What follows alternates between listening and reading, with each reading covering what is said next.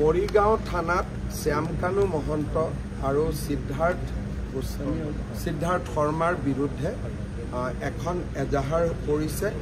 অসম পুলিচে এজাহাৰখন ৰেজিষ্টাৰ কৰিছে আৰু তদন্ত নিশ্চিতভাৱে হ'ব। যেহেতু FIR হৈছে, আমি তদন্তৰ আওতাত শ্যামকানু মহন্তও আহিব, সিদ্ধাৰ্থ গোস্বামীও আহিব, সিদ্ধাৰ্থ শৰ্মাও আহিব আৰু ছিংগাপুৰৰ যিসকল লোক শেষ সময়ত জুবিন গাৰ্গৰ লগত আছিলে তেওঁলোকো তদন্তৰ আওতাত আহিব।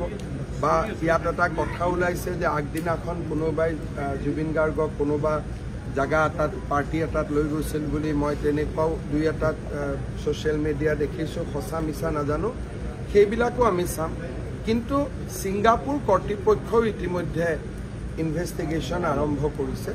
গতিকে ইয়াৰ যিহেতু প্লেচ অফ অকাৰেঞ্চ ইণ্ডিয়া নহয়, গতিকে ক্ৰিমিনেল পাৰ্টটো যদি কিবা আছে ছিংগাপুৰৰ পৰা পাম আৰু অসমৰ পৰা লৈ যাওঁতে যদি কিবা বেয়া ভাবি লৈ যোৱা হৈছিল সেইটো আমি অসমত পাম।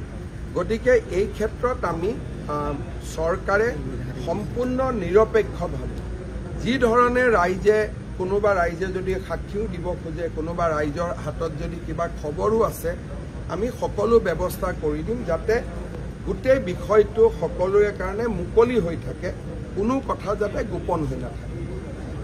ধন্যবাদ।